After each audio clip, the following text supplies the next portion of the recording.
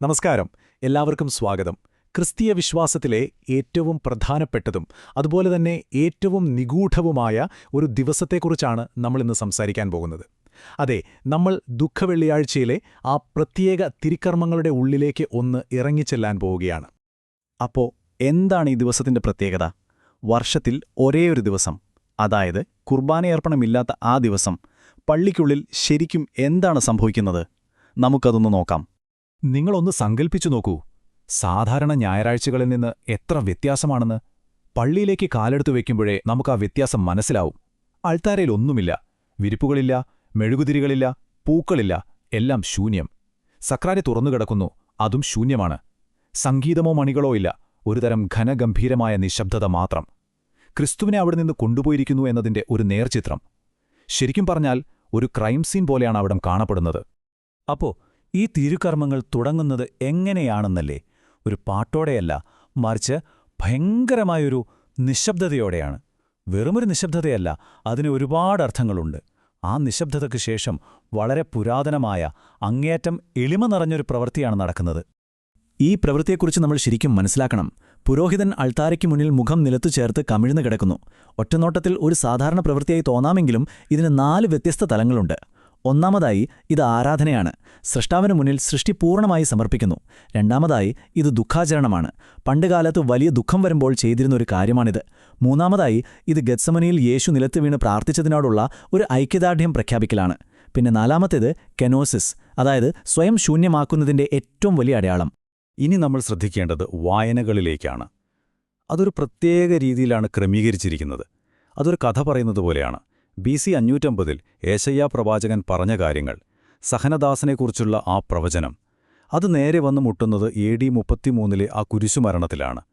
പക്ഷെ കഥ അവിടെ തീരുന്നില്ല. യോഹന്നാന്റെ സുവിശേഷം വായിക്കുമ്പോൾ നമുക്ക് കാണാം, കുരിശൊരു പരാജയത്തിന്റെ ചിഹ്നമല്ല, മറിച്ചൊരു രാജാവിന്റെ സിംഹാസനാരോഹണമായിട്ടാണ് അവിടെ ചിത്രീകരിക്കുന്നത്. ഭയങ്കരമായൊരു ദൈവശാസ്ത്രമാണ് അതിലുള്ളത്. യോഹന്നാന്റെ സുവിശേഷത്തിലെ ഏറ്റവും വലിയൊരു വൈരുദ്ധ്യം, അല്ലെങ്കിൽ ഒരു കോസ്മിക് ഐറണി എന്ന് പറയാവുന്നൊരു രംഗമാണിത്. പിലാത്തോസ് പറയുന്നു, ഞാൻ എഴുതിയത് എഴുതി. താൻ എന്താണ് ചെയ്യുന്നതെന്ന് പോലും പിലാത്തോസിന് അറിയില്ലായിരുന്നു. പക്ഷേ അന്നത്തെ ലോകമറിഞ്ഞിരുന്ന 3 പ്രധാന ഭാഷകളിലും അയാൾ യേശുവിന്റെ രാജത്വം അറിയാതെ പ്രഖ്യാപിക്കുകയായിരുന്നു. ഇനി വരാൻ പോകുന്നത് ഒരുപക്ഷേ ഈ ശുശ്രൂഷയിലെ ഏറ്റവും ഹൃദയസ്പർശിയായ നിമിഷമാണ്. സുവിശേഷത്തിൽ യേശുവിന്റെ മരണത്തെക്കുറിച്ച് വായിക്കുന്ന ഭാഗമെത്തുമ്പോൾ സഭയിലുള്ള എല്ലാവരും മുട്ടുകുത്തുന്നു. ആ നിമിഷം പൂർണ്ണ നിശബ്ദത. അവിടെ നമ്മൾ പ്രാർത്ഥിക്കുകയല്ല ചെയ്യുന്നത്, മറിച്ച് മനുഷ്യനായ ദൈവം മരിക്കുന്ന ആ നിമിഷത്തിന് നമ്മൾ വെറുതെ സാക്ഷികളാവുകയാണ്. ശരി, വചന ശുശ്രൂഷയുടെ ഈ ഭാഗം കഴിയുമ്പോൾ നമ്മൾ അടുത്ത ഘട്ടത്തിലേക്ക് കടക്കുകയാണ്. ഇതൊരു പക്ഷേ റോമൻ ആരാധനാക്രമത്തിൽ ഇപ്പോഴും ഉപയോഗിക്കുന്ന ഏറ്റവും പുരാതനമായ ഒരു ഭാഗമായിരിക്കും. ലോകം മുഴുവനുള്ള മനുഷ്യർക്ക് വേണ്ടിയുള്ള പ്രത്യേക പ്രാർത്ഥനകളാണിത്. ഈ പ്രാർത്ഥനകൾക്ക് ഒരു പ്രത്യേക ഘടനയുണ്ട്. ഇത് വളരെ പഴക്കമുള്ളൊരു രീതിയാണ്. ആദ്യം എന്തിനാണ് പ്രാർത്ഥിക്കുന്നത് എന്ന് പറയും. അതിനുശേഷം എല്ലാവരും കുറച്ചുനേരം നിശബ്ദമായി മുട്ടുകുത്തി പ്രാർത്ഥിക്കും. എന്നിട്ട് എഴുന്നേറ്റ് നിൽക്കും. അവസാനം പുരോഹിതൻ എല്ലാവരുടെയും ആ നിശബ്ദ പ്രാർത്ഥനകളെല്ലാം ഒന്നിച്ചു ചേർത്ത് ഒരു ഔദ്യോഗിക പ്രാർത്ഥനയായി ചൊല്ലും. ശരിക്കും പറഞ്ഞാൽ ആദിമസഭയുടെ കാലത്തുനിന്ന് കിട്ടിയ ഒരു ലിവിംഗ് ഫോസിൽ പോലെയാണിത്. ഈ പ്രാർത്ഥനകൾ ആർക്കൊക്കെ വേണ്ടിയാണെന്ന് കേട്ടാൽ നിങ്ങൾ അതിശയിച്ചു പോകും. സഭയ്ക്ക് വേണ്ടി മാത്രമല്ല, മറ്റ് ക്രിസ്ത്യാനികളുടെ ഐക്യത്തിനു വേണ്ടി, യഹൂദ ജനതയ്ക്കു വേണ്ടി, എന്തിന് ദൈവത്തിൽ വിശ്വസിക്കാത്തവർക്കു വേണ്ടി പോലും പ്രാർത്ഥിക്കുന്നു. ലോകത്തിലെ കഷ്ടത അനുഭവിക്കുന്ന എല്ലാവർക്കും വേണ്ടിയും. കുരിശിൻ ചുവട്ടിൽ വെച്ച് രൂപം കൊണ്ട സഭയുടെ പ്രാർത്ഥന ലോകം മുഴുവനെയും ഉൾക്കൊള്ളുന്നു എന്നതിന്റെ ഏറ്റവും വലിയ തെളിവാണിത്. ഇനി നമ്മളെത്തുന്നത് ദുഃഖവെള്ളി ശുശ്രൂഷയുടെ ഹൃദയഭാഗത്തേക്കാണ്. വൈകാരികമായും ആചാരപരമായും ഏറ്റവും പ്രധാനപ്പെട്ട നിമിഷം. ഈയൊരു പാരമ്പര്യം തുടങ്ങുന്നത് 4-ാം നൂറ്റാണ്ടിൽ ജെറുസലേമിലേക്ക് പോയിരുന്ന തീർത്ഥാടകരിൽ നിന്നാണ്. ഒരു മൂടുപടം കൊണ്ട് മറച്ച കുരിശ് പതുക്കെ അനാവരണം ചെയ്യുകയാണ്. 3 ഘട്ടങ്ങളിലായിട്ടാണ് ഇത് ചെയ്യുന്നത്. ഓരോ പ്രാവശ്യം കുരിശുയർത്തുമ്പോഴും ഒരു പ്രത്യേക ഗീതം ആലപിക്കും. ഇതാ ലോകരക്ഷകൻ തൂങ്ങിക്കിടന്ന കുരിശുമരം, വരുവിൻ നമുക്ക് ആരാധിക്കാം എന്ന്. ഓരോ തവണയും പാടുമ്പോൾ അതിന്റെ സ്വരം ഉയർന്നുയർന്നു വരും. അത് കാണുന്നവർക്കൊരു പ്രത്യേക അനുഭവം തന്നെയാണ്. ആളുകൾ ഓരോരുത്തരായി കുരിശിനെ വണങ്ങാൻ മുന്നോട്ടു വരുമ്പോൾ പശ്ചാത്തലത്തിൽ വളരെ ഹൃദയസ്പർശിയായ ഒരു ഗീതം കേൾക്കാം. ഇതിനെ ഇംപ്രൊപ്പേരിയ അല്ലെങ്കിൽ റെപ്രോച്ചസ് എന്ന് പറയും. കുരിശിൽ കിടക്കുന്ന ദൈവം നേരിട്ട് മനുഷ്യനോട് സംസാരിക്കുന്നൊരു രീതിയിലാണ് ഈ ഗീതം. ഈ ഗീതത്തിന്റെ ഒരു പ്രത്യേകത, ദൈവം ചരിത്രത്തിൽ ചെയ്ത വലിയ കാര്യങ്ങളും അതിന് പകരമായി മനുഷ്യൻ തിരികെ നൽകിയതും തമ്മിലുള്ളൊരു താരതമ്യമാണ്. ഉദാഹരണത്തിന് ദൈവം ചോദിക്കുന്നു, എന്റെ ജനമേ, ഞാൻ നിങ്ങളെ ഈജിപ്തിലെ അടിമത്വത്തിൽ നിന്ന് മോചിപ്പിച്ചു, അതിനു പകരമായി നിങ്ങൾ നിങ്ങളുടെ രക്ഷകൻ ഒരു കുരിശൊരുക്കി. ഇവിടെ ശ്രദ്ധിക്കേണ്ട ഒരു കാര്യം, ഈ നിങ്ങളെന്ന് പറയുന്നത് പണ്ട് ജീവിച്ചിരുന്ന ആളുകളെ മാത്രമല്ല, അത് നമ്മൾ ഓരോരുത്തരെയുമാണ്.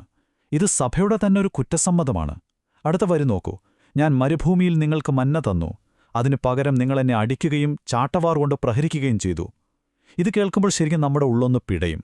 അതായത്, പഴയ നിയമത്തിൽ ദൈവം ചെയ്ത രക്ഷാകരമായ ഓരോ പ്രവൃത്തിയും യേശുവിന്റെ പീഡാനുഭവത്തിൽ എങ്ങനെയാണ് തലകീഴായി മറിഞ്ഞതെന്ന് ഇത് വ്യക്തമാക്കുന്നു.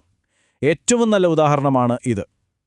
പാറയിൽ നിന്ന് ഞാൻ നിങ്ങൾക്ക് ദാഹം തീർക്കാൻ വെള്ളം തന്നു, പക്ഷേ എനിക്ക് ദാഹിച്ചപ്പോൾ നിങ്ങൾ കയ്പുനീരും വിനാഗിരിയും തന്നു. ഈ താരതമ്യം ശരിക്കും വളരെ ആഴമുള്ളതാണ്. അപ്പോൾ ഇവിടെ ഒരു സംശയം വരാം. ഇത് വിഗ്രഹാരാധനയല്ലേ? ഒരു മരക്കഷ്ണത്തെ വണങ്ങുകയല്ലേ ചെയ്യുന്നത്? സഭ ഇതിന് പണ്ടേ വ്യക്തമായൊരു ഉത്തരം നൽകിയിട്ടുണ്ട്. 2 തരത്തിലുള്ള വണക്കങ്ങളുണ്ട്. ഒന്ന് ലാദ്രിയ, അത് ദൈവത്തിന് മാത്രം നൽകുന്ന ആരാധനയാണ്. മറ്റൊന്ന് പ്രോസ്കിനസിസ്, അത് വിശുദ്ധ വസ്തുക്കളോടുള്ള ആദരവാണ്, കാരണം അവ ദൈവവുമായി ബന്ധപ്പെട്ടിരിക്കുന്നു. അപ്പോ നമ്മൾ ആ മരത്തെയല്ല വണങ്ങുന്നത്, ആ മരത്തിൽ തൂങ്ങി മരിച്ച ക്രിസ്തുവിനെയാണ്, ആ കുരിശിലൂടെ. കുരിശു വണക്കം കഴിഞ്ഞാൽ ഈ തിരുക്കർമ്മങ്ങൾ അതിന്റെ അവസാന ഘട്ടത്തിലേക്ക് കടക്കുകയാണ്. വളരെ നിശബ്ദമായി ഭക്തിയോടെ നടക്കുന്ന ദിവ്യകാരുണ്യ സ്വീകരണമാണ് അടുത്തത്. ഇവിടെ ഒരു പ്രത്യേകതയുണ്ട്. ദുഃഖവെള്ളിയാഴ്ച കുർബാന അർപ്പിക്കാത്തതുകൊണ്ട് അന്ന് അപ്പം ആശീർവദിക്കുന്നില്ല. പകരം തലേദിവസം, അതായത് പെസഹ വ്യാഴാഴ്ച അന്ത്യത്താഴത്തിന്റെ ഓർമ്മയാചരണ സമയത്ത് ആശീർവദിച്ചുവെച്ച തിരുവോസ്തിയാണ് നൽകുന്നത്. ചിന്തിച്ചു നോക്കൂ, അന്ത്യത്താഴത്തിൽ യേശു നൽകിയ അതേ ശരീരമാണ് ദുഃഖവെള്ളിയാഴ്ച കുരിശിൽ ബലിയായി അർപ്പിക്കപ്പെട്ടത്. ആ ഒരു തുടർച്ച ഇവിടെയും നിലനിർത്തുന്നു. ശുശ്രൂഷ എങ്ങനെ തുടങ്ങിയോ അതുപോലെ തന്നെ അവസാനിക്കുന്നു. ഒരു വാക്കുപോലുമില്ലാതെ, ആശീർവാദമില്ല, പോയി വരുവനെന്ന പിരിച്ചുവിടലില്ല. എല്ലാം കഴിഞ്ഞ ശേഷം പുരോഹിതനും ശുശ്രൂഷികളും നിശ്ശബ്ദരായി മടങ്ങിപ്പോകുന്നു. ക്രിസ്തു കല്ലറയിലായിരിക്കുന്ന ആ വലിയ ശനിയാഴ്ചയുടെ ശൂന്യതയിലേക്കും കാത്തിരിപ്പിലേക്കുമാണ് അവർ നമ്മളെ വിട്ടുപോകുന്നത്. അപ്പോൾ ഈ കണ്ടതും കേട്ടതുമായ കാര്യങ്ങളെല്ലാം ശരിക്കും മനസ്സിലാക്കണമെങ്കിൽ അതിൻ്റെ എല്ലാം താക്കോൽ എന്താണെന്ന് അറിയണ്ടേ? അത് സമയത്തെക്കുറിച്ചുള്ള സഭയുടെ ഒരു പ്രത്യേക കാഴ്ചപ്പാടാണ്. ഈ താക്കോലിനെ അനാംനെസിസ് എന്നാണ് ദൈവശാസ്ത്രത്തിൽ പറയുന്നത്.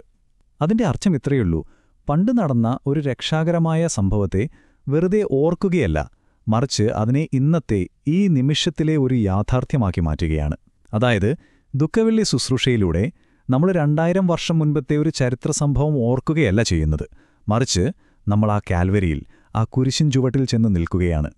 അപ്പോൾ 2000 വർഷം മുൻപ് നടന്ന ഒരു സംഭവത്തെ എങ്ങനെയാണ് ഈ നിമിഷം യാഥാർത്ഥ്യമായി അനുഭവിക്കാൻ കഴിയുക? അതാണ് ദുഃഖവെള്ളിയാഴ്ചയിലെ തിരുക്കർമ്മങ്ങൾ നമുക്ക് നൽകുന്ന ഉത്തരം. അത് വിശ്വാസത്തിലെ ഏറ്റവും പ്രധാനപ്പെട്ട ആ നിമിഷത്തെ ഒരു പഴകിയ ഓർമ്മയായി നിലനിർത്താതെ ഓരോ വർഷവും ജീവസുറ്റ നമ്മളെ സ്പർശിക്കുന്ന ഒരു യാഥാർത്ഥ്യമാക്കി മാറ്റുന്നു. അതാണ് ഈ ദിവസത്തിന്റെ ഏറ്റവും വലിയ പ്രത്യേകതയും.